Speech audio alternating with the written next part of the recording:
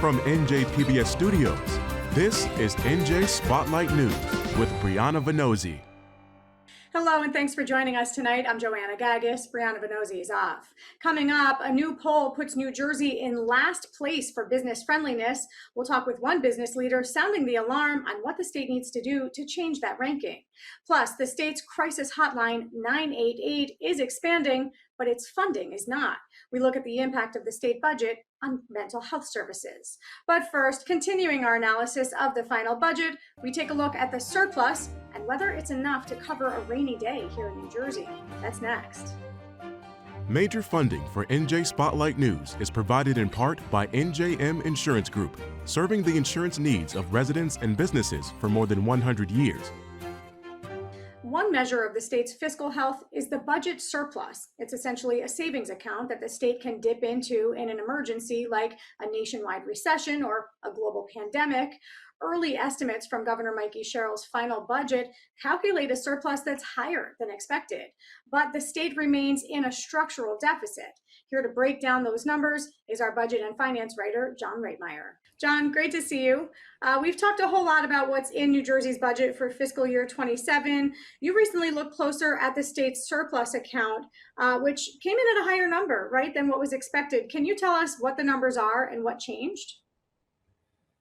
That's right, Joanna, and it's great to be with you today. So the surplus is sort of like state government's savings account. It's the money that is kept on the side for a rainy day or when things are not going so well and you need cash if you're losing revenue. And earlier this year, the Sherrill administration had been projecting the surplus would be around $7.25 billion, which sounds like a lot of money, and it is, but the final numbers that we just got from the budget that was signed into law 2 weeks ago showed that the surplus had actually risen to almost $7.7 billion by the time that last fiscal year closed at the end of June.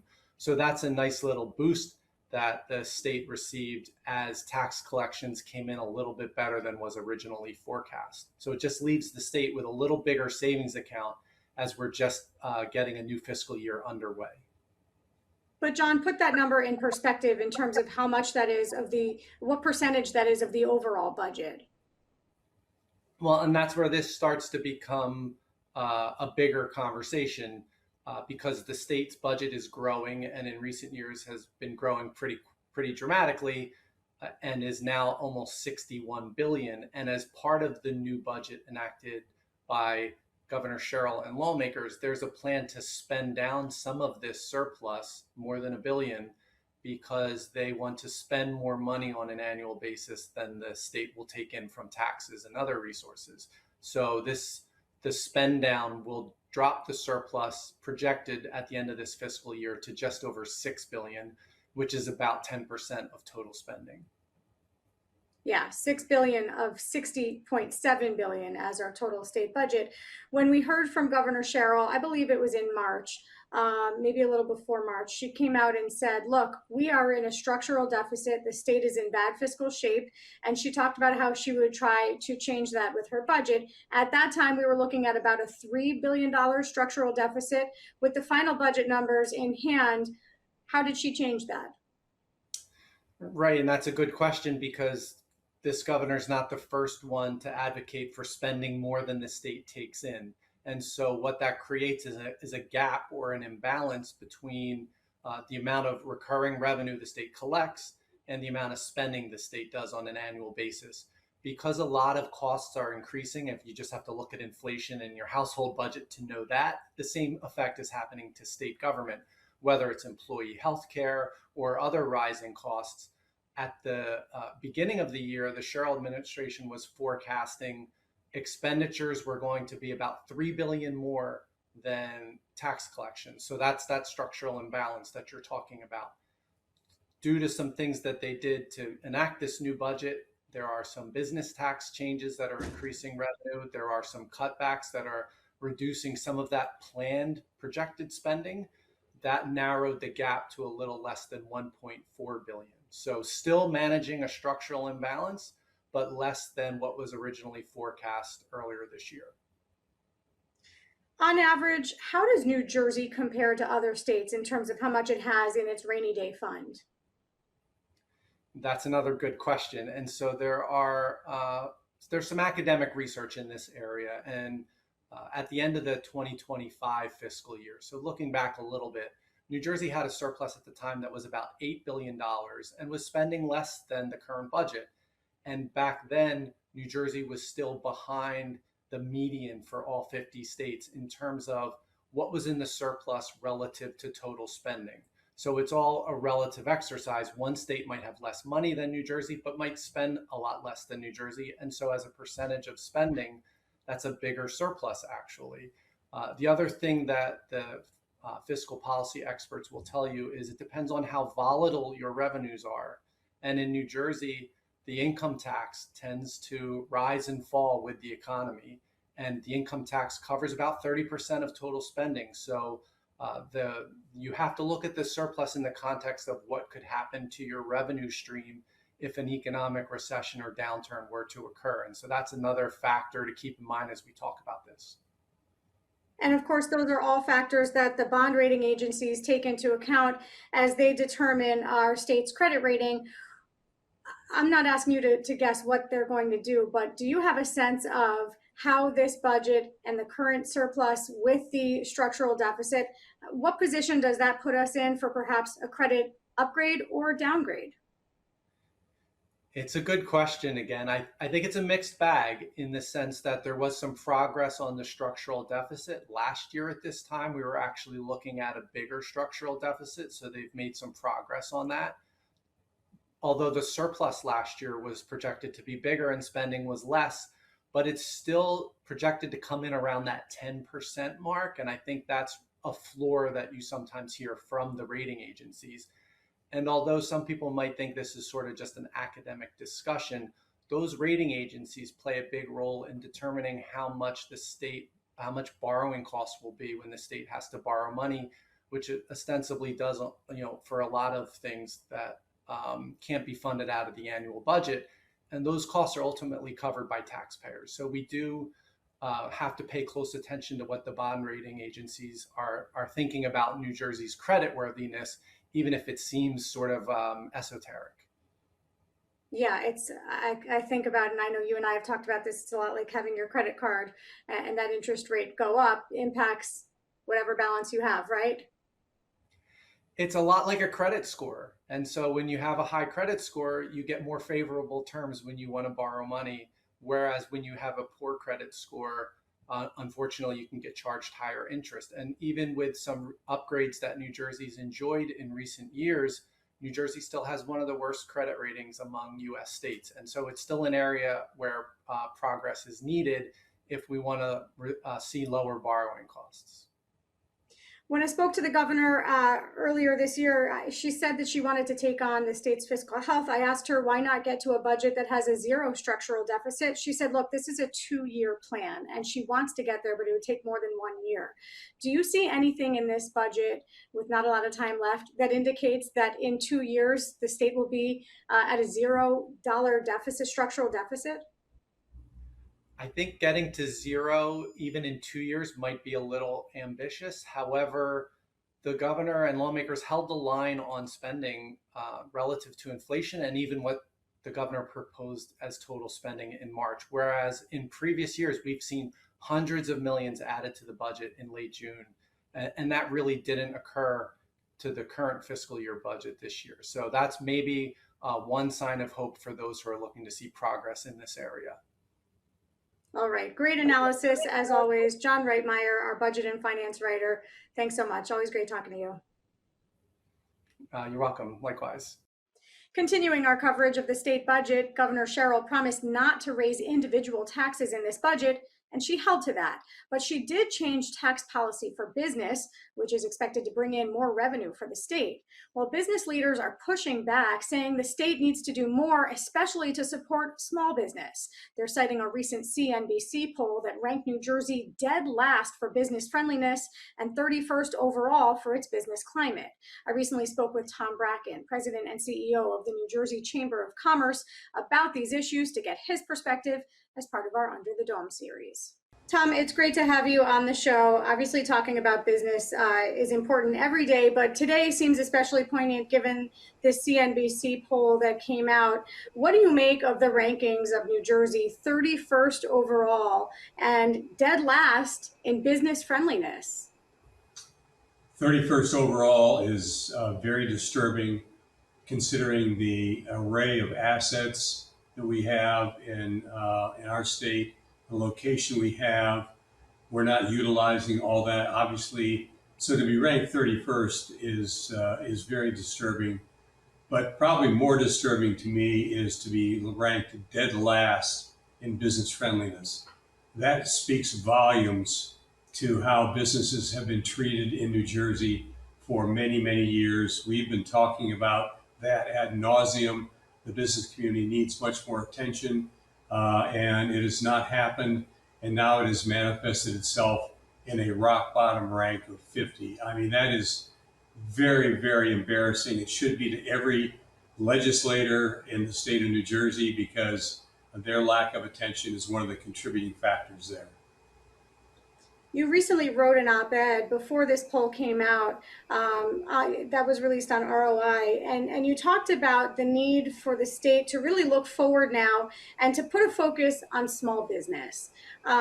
Clearly, we could talk about big business, small business, and both, and probably be here an hour or more, but what is it that the state needs to do? What types of policies do you believe encourage private investment, encourage growth, encourage job growth? Well, there's two segments to that, Joanna. One is we need to have our regulatory environment relaxed dramatically.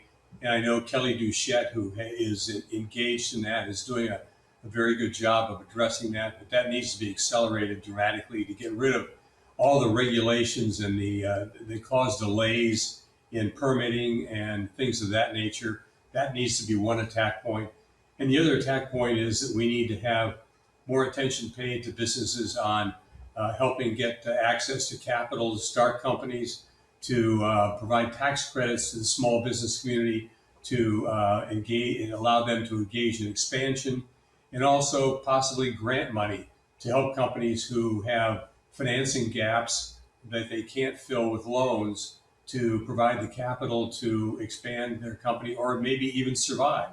So there's many, many things that need to be done. And I will throw out a compliment to Evan Weiss at the Economic Development Authority, who is addressing a lot of that. And I think I'm very optimistic that he will provide a lot more attention to those issues. Well, you raise a good point, because I wanted to ask you how you already so far assess the Sherrill administration's approach to business.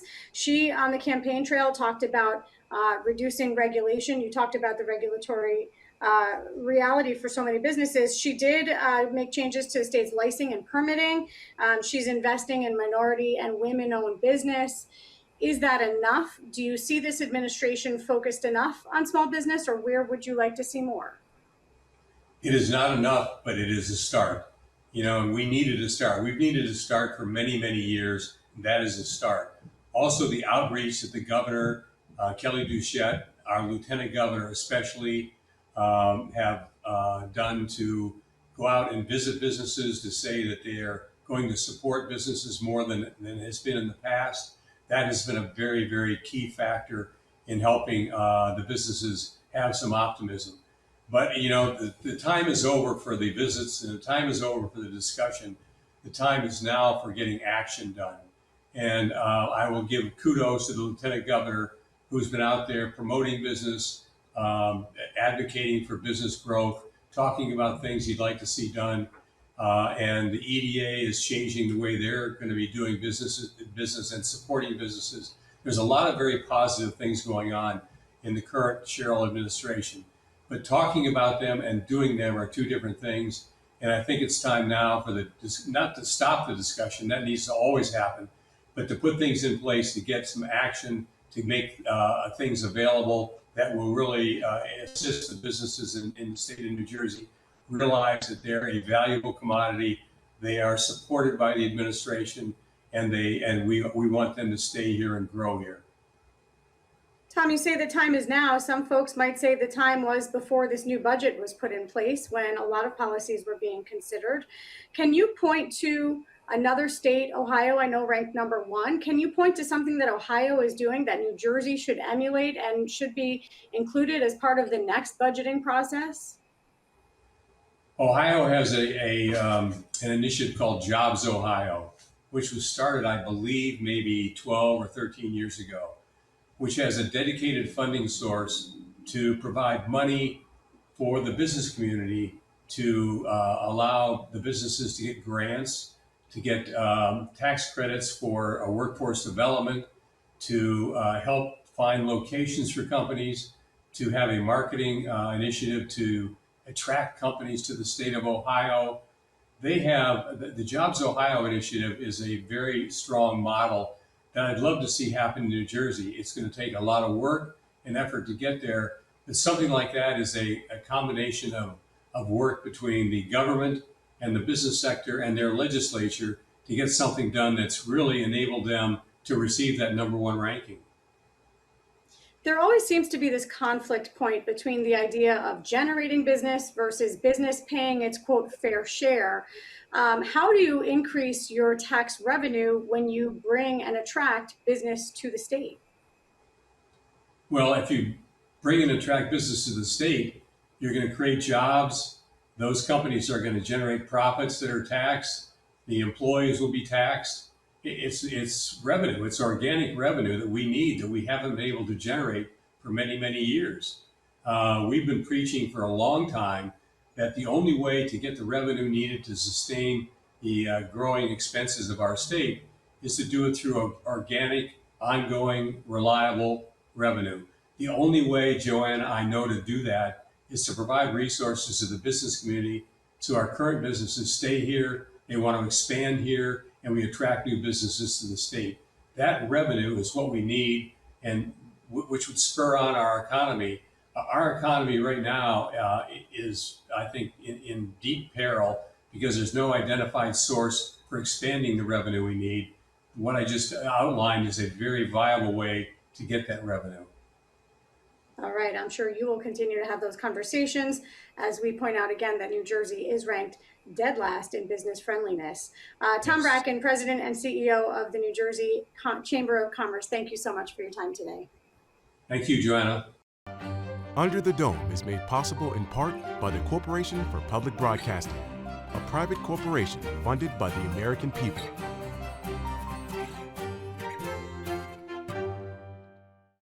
988 is the number to call if you're in crisis and need support. It's a national hotline that's run individually by states. Here in New Jersey, the 988 response efforts have been growing, but funding for the program in this year's budget did not grow. I recently sat down with the Deputy Commissioner for Health Services, Valerie Melke, from New Jersey's Department of Human Services, to talk about the hotline and where it's headed in the coming years. Deputy Commissioner, thank you so much for taking some time to talk to us. Can you explain to us what the 988 hotline is and how it all works? Yes, Joanna, thank you so much for having me here today. So the 988 is actually a system of care. It's a system that is utilized for individuals who are experiencing a crisis, whether it be a crisis related to their mental illness or a crisis that's related to substance use. And so with 988, individuals can call 24 hours a day, 7 days a week, reach someone here in New Jersey who is trained to respond to whatever is the concerns that are facing them at that moment in time. In addition to our call centers, though, the 988 system is also comprised of someone to come to you. And those are mobile crisis outreach response teams. And then the third leg of the 988 system of care is Somewhere to Go, which are crisis receiving and stabilization centers. Yeah, thank you for breaking it down into those three components. I think it's easy to understand that way. What could a response look like if someone needs to come out, let's say? Yeah, so when someone calls 988 and they want additional support other than the telephonic support, they agree to have someone come out to their home. That is a team of 2 individuals.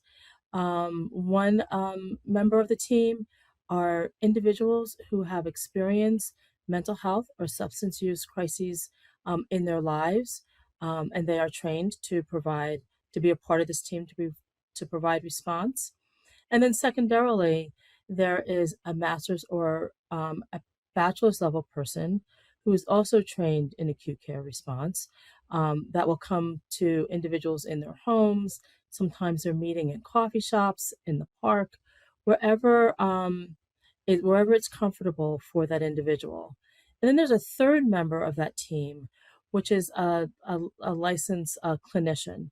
That person does not respond physically to the individual, but rather they're available on call 24 hours a day.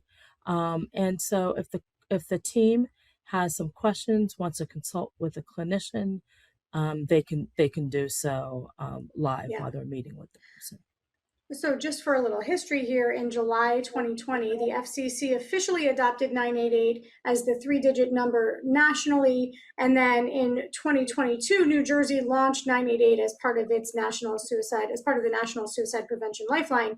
That since then, it's been expanding nationally and here in New Jersey. But I want to talk about the budget, because we saw in Governor Sherrill's most recent budget that funding for 988 stayed flat.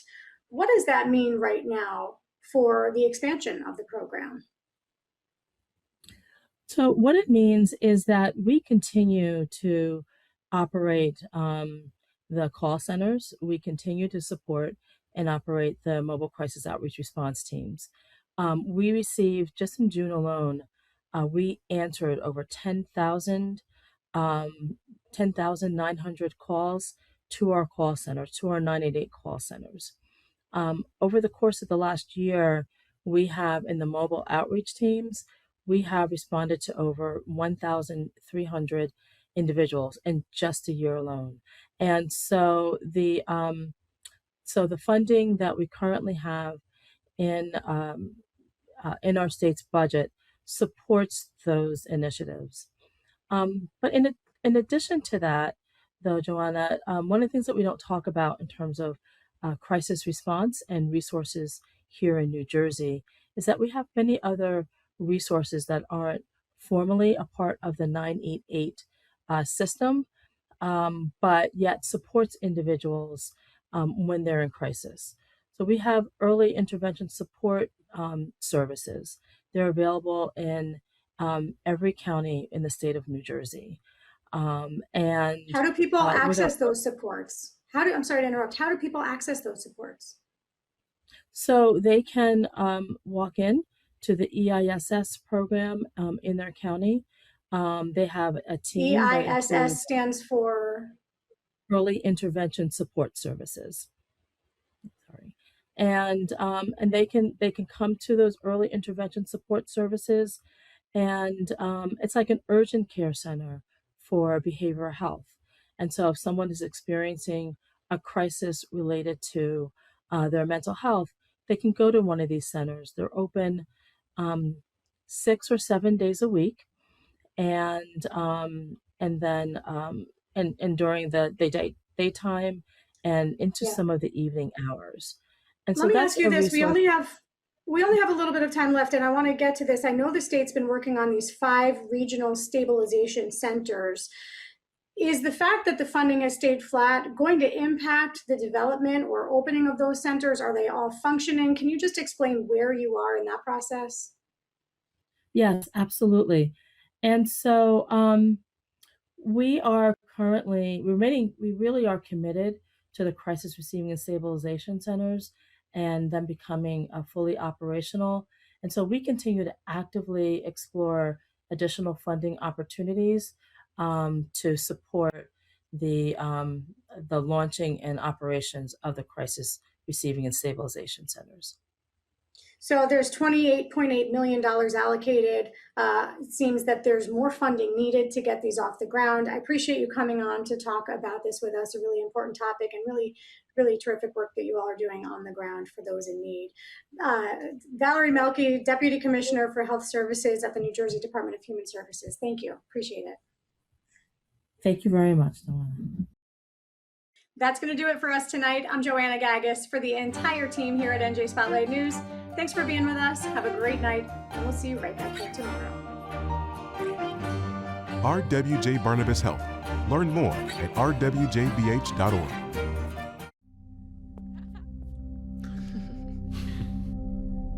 Is that? Wow.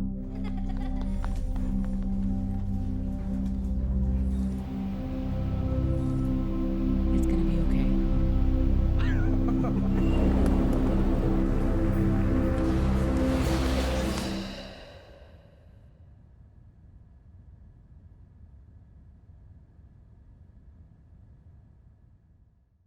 NJM Insurance Group has been part of New Jersey for over a century. We support our communities through NJM's corporate giving program, supporting arts and culture-related and nonprofit organizations that serve to improve the lives of children, rebuild communities, and help to create a new generation of safe drivers. We're proud to be part of New Jersey.